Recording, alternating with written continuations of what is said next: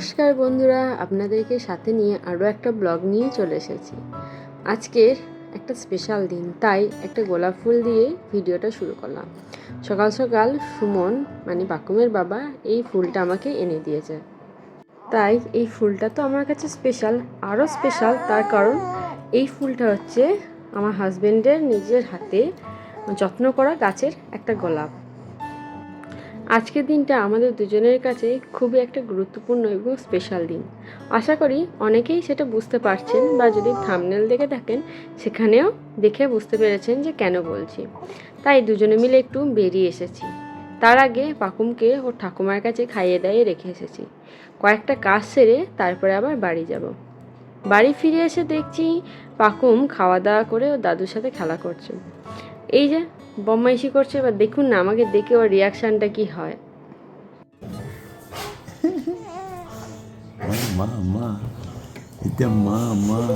এই যে খটখটে রোদের মধ্যে ঘেমে নিয়ে কষ্ট করে ফিরলাম, এই ক্লান্তিটা ওর মুখের একটু হাসিতেই যেন মলিন হয়ে গেল।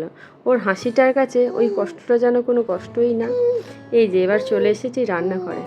সুমন এই বড় গামলাটা বাবার দোকান থেকে নিয়ে এসে চাপিয়ে দিয়েছে আজকে একটু বিরিয়ানি বানাবে।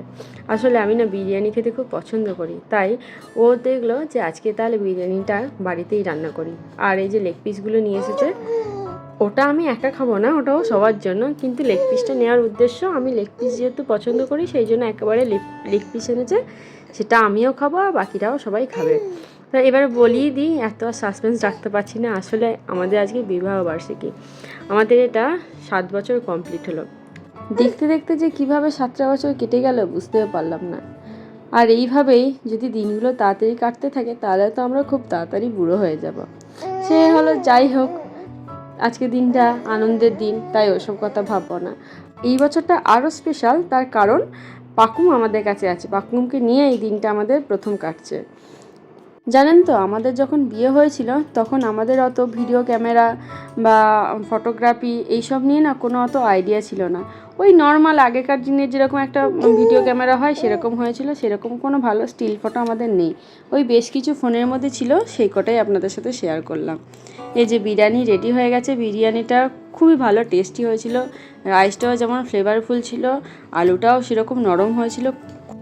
বউ হিসেবে এই দিকে আমার ভাগ্যটা খুবই ভালো, তার কারণ হচ্ছে প্রত্যেকটা বিবাহবার্ষিকীতে সুমন আমার পছন্দের জিনিসটা রান্না করে দেয়।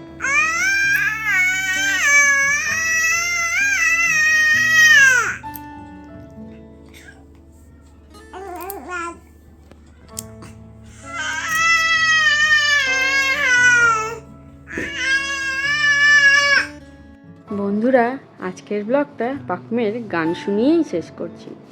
যদি ভালো লেগে থাকে তাহলে অবশ্যই কমেন্টে সেটা জানাবেন।